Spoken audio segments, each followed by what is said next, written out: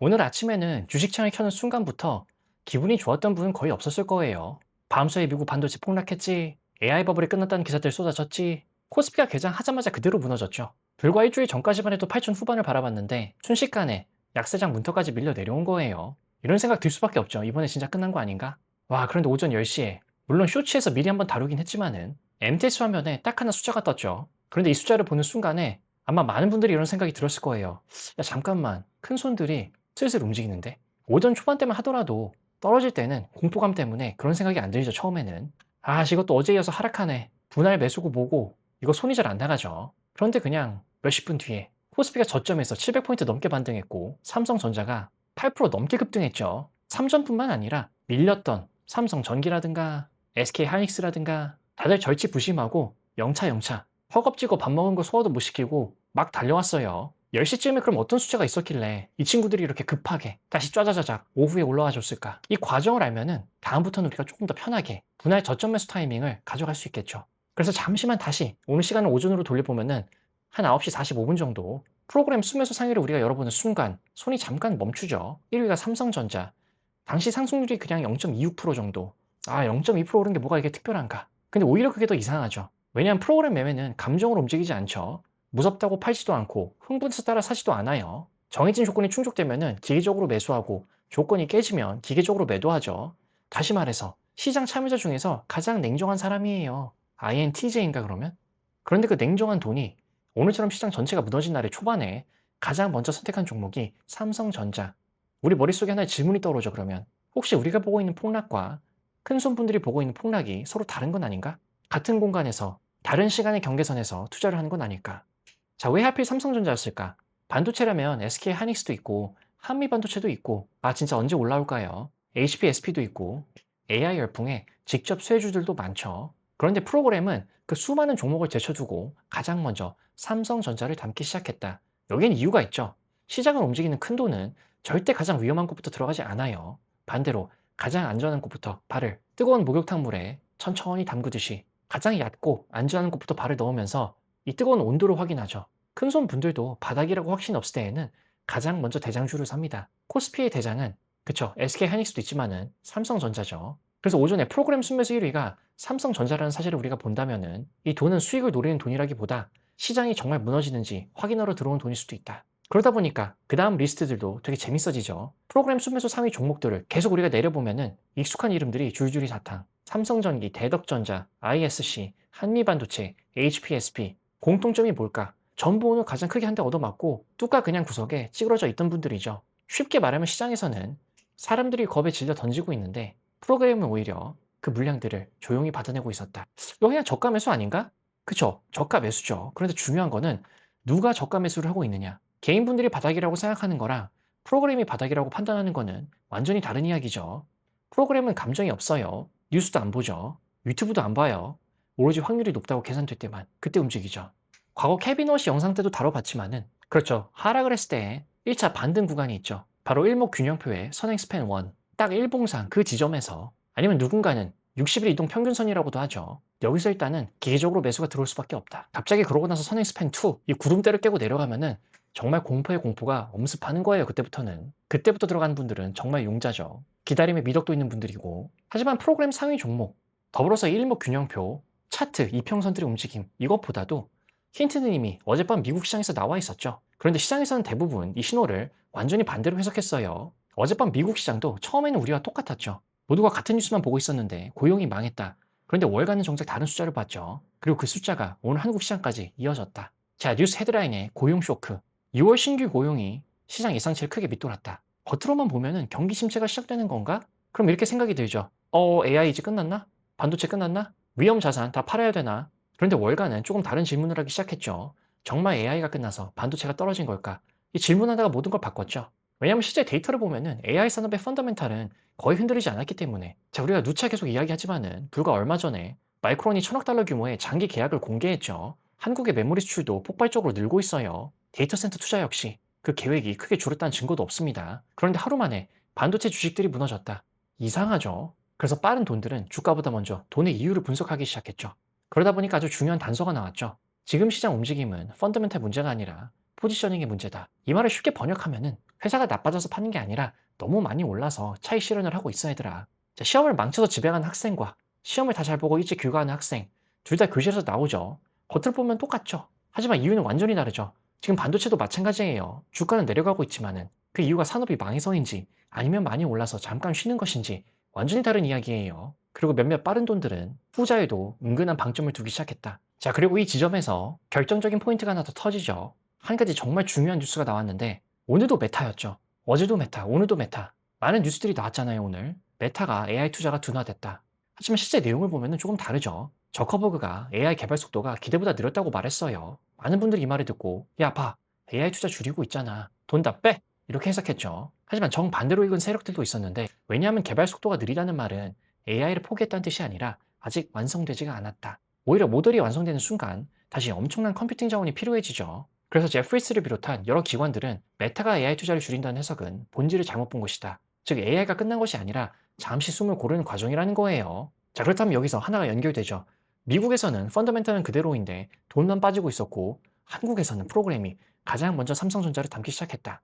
같은 그림이었던 거예요. 그런데 아직 퍼즐은 하나가 부족했죠. 매일 시작은 오전 내내 공포였는데 오전 내내는 아니었죠. 10시 전까지 오후가 되니까 갑자기 700포인트나 폭등했을까? 답은 오늘 종가 수급에 있죠. 중요한 건 삼성전자보다도 오늘 그 수급의 주체, 주인공 누가 샀느냐? 오늘 시장을 가장 많이 산 주체는 기관이었어요. 무려 4조 원이 넘는 돈이 들어왔죠. 지금은 이제 5조 원 가까이 가는 것 같아요. 그 중에서도 금융투자와 투신 대부분을 차지했죠. 금융투자는 증권사, 투신은 쉽게 말하면 펀드 매니저들이 운용하는 돈, 즉 사람이 직접 기업을 분석하고 가격을 계산하고 이 정도면 싸다. 그때 판단해서 들어오는 돈이죠. 다시 말해 오늘은 단순히 프로그램만 산 것이 아니라 사람이 판단하는 돈까지 같이 들어오기 시작했다.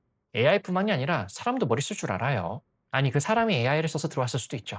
여튼 그런데 외국인은 정말 주구장창 오늘도 현물을 팔고 있죠. 이 부분에서 정말 우리가 혼란스러울 때가 많은데 외국인이 계속 파는 와중에도 어떻게 이게 바닥이라고 할 수 있느냐. 자, 현물이 정말 중요한 건 사실이지만은 현물보다 더 빨리 움직이는 시장이 있죠. 바로 선물과 옵션. 현물은 실제로 집을 사는 거죠. 하지만 선물은 계약서를 먼저 쓰는 거죠. 그래서 방향이 바뀔 때는 대부분 계약서부터 움직이고 집은 나중에 산다. 오늘도 똑같은 게 외국인은 아직 현물은 팔고 있지만은 선물에선 다시 매수로 돌아섰어요. 그리고 옵션에서는 더 재밌는 변화가 있었죠. 하락에 베팅하는 풋옵션은 줄이고 반대로 상승에 베팅하는 콜옵션 비중은 계속 늘리기 시작해요. 물론 또 애프터마켓 종료 때는 어떻게 될지 모르겠는데 여튼 쉽게 말하면은 당장 오늘 주식은 조금 더 정리하더라도 앞으로는 지금보다 좋아질 가능성에 베팅을 좀 해보자. 이 변화가 왜 중요하냐면은 지난번 컨텐츠에서 우리가 외국인이 현물도 팔고 선물도 팔고 양쪽 모두에서 리스크를 줄이고 있다는 이야기를 했죠. 그런데 여튼 조금이나마 흐름이 조금씩 바뀔 수도 있다 지금은. 현물은 아직 관성으로 매도하고 있지만은 파생 시장에서는 먼저 방향을 트는 거예요. 그리고 이 지점에서 우리가 오전에 삼성전자 프로그램 매수를 떠올려 볼 수 있겠죠. 퍼즐을 연결해 보자. 미국에서는 반도체를 망해서 판 것이 아니라 포지션을 줄이기 위해서 팔고 있었고 한국에서는 프로그램과 기관이 그 물량을 삼성전자부터 받아내기 시작했죠. 그리고 외국인은 아직 현물은 팔고 있지만은 파생 시장에서는 이미 다음 장면을 준비하고 있는 거다. 여기까지 우리가 연결해 보면은 오늘 하루가 그냥 V자 반등이 아니라 자금의 주인이 계속해서 바뀌는 하루였다. 그런데 여기서 끝내면 안 되죠. 가장 중요한 질문이 있잖아요. 이게 진바닥일까? 아니면 또 이거 데리켓 바운스야 뭐야? 웬 놈의 고양이들이 이렇게 많은지 몰라요 시장에는. 자, 그래서 오늘 반등이 나왔으니까 모든 게 끝난 건가? 솔직히 근데 그렇게 단순한 이야기는 아니에요. 오늘 반등은 이번 하락의 정체를 보여준 하루였고 왜냐하면 이번 일주일 동안 시장에서 무너진 거는 기업의 실적이 아니었기 때문이죠. AI가 갑자기 필요 없어진 게 아니죠. 우리 엔트로픽의 크로드를 엄청 쓰잖아요. Fable 5 몇 번 돌리면은 돌릴 AI가 없어요. 그리고 HBM 주문이 취소됐나? 아니죠. 데이터 센터가 건설을 멈췄나? 아니죠. 마이크론의 장기 계약이 사라졌나? 그것도 아니에요. 그런데 주가는 고점에서 거의 20% 가까이 빠졌고 그럼 도대체 무엇이 무너졌냐? 오늘 하루에 그 대답이 모두 응축되어 있었죠. 미국과 마찬가지로 시장은 종종 기업보다 먼저 움직이죠. 좋은 회사라도 너무 많은 사람이 들고 있으면은 한 번쯤은 팔리죠. 반대로 실적이 그대로인데도 주가는 크게 흔들릴 수 있죠. 이번이 딱 그런 경우죠. 그동안 AI 쪽은 너무 많은 돈이 너무 빠르게 너무 한 방향으로 몰렸죠. 그리고 어느 순간부터 그 돈이 조금씩 다른 곳으로 아주 잠깐만 이동했다 왔다. 로테이션이라고 하죠. 그래서 오해를 하면 안 되는 게 이때 계속 잦게 로테이션이 일어났을 때 AI가 끝났다. 대장주에서 이제 이쪽으로 옮겨 타자. 오해가 오해를 불러일으켜요. 하지만 AI가 끝난 게 아니라 AI 혼자 달리던 시대가 아주 잠시 이때만 순환을 하는 거다. 이게 오늘 미국에서도 나타났고 겉으로 보면 반도체는 빠졌죠. 그런데 시장 전체는 무너지지 않았잖아요. 오히려 동일가중 S&P 500은 사상 최고치를 기록했죠. 이 숫자가 말하는 건 하나죠. 돈은 시장을 떠난 것이 아니라 자리를 바꾸고 있는 것뿐이야. 한국도 똑같은 거죠. 며칠 전까지는 금융, 자동차, 조선, 방산 조금씩 움직였고 오늘은 그 돈이 다시 삼성전자, 대장주 쪽으로 천천히 들어왔던 거고 이 장면이 정말 굉장히 중요한 게 왜냐하면 시장이 회복될 때는 언제나 가장 큰 종목부터 살아나기 때문에 하지만 여기서 우리가 절대로 용감하게 행동을 해서는 안 되는 게 그러면 바로 오늘 애프터마켓 내일 바로 몰빵 때리면 되겠네 레버리지 가자 가 2배짜리 본인 스스로도 책임질 수 없는 일을 하면 안 되는 거예요. 왜냐하면 시장은 바닥을 하루 만에 만드는 경우보다 바닥을 여러 번 확인하는 경우가 훨씬 많기 때문에 오늘이 첫 번째 신호의 가능성은 농후하다. 하지만 그 신호가 맞는지는 앞으로 시장이 확인해 줘야겠죠. 그래서 보수적인 분위기라면은 조금 더 우리가 차트에서 봤듯이 이 구름대를 뚫고 선행스팬 2까지 내려가는 거를 기다려볼 수도 있는 거고 3월 초에 케빈 워시 사태 때 딱 거기를 찍고 다시 한번 크게 반등했죠. 대세 상승. 그것마저 깨고 내려가면 진짜 뭐 전쟁 났거나 코로나2가 발생했거나 누군가가 암살당하는 경우예요. 그래서 순간순간 여전히 지지선마다 분할 매수로 어제 영상에서도 이야기했죠. 조심조심 너무 늦게도 말고 너무 빨리도 말고 여유 있게 한 걸음 뒤에서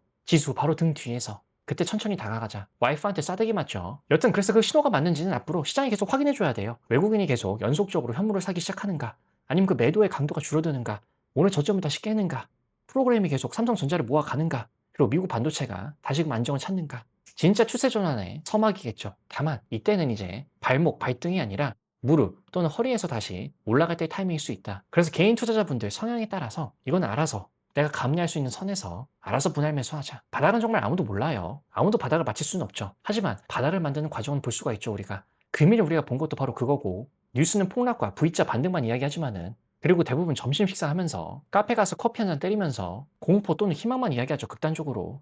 하지만 돈은 조용히 다른 이야기를 하고 있죠.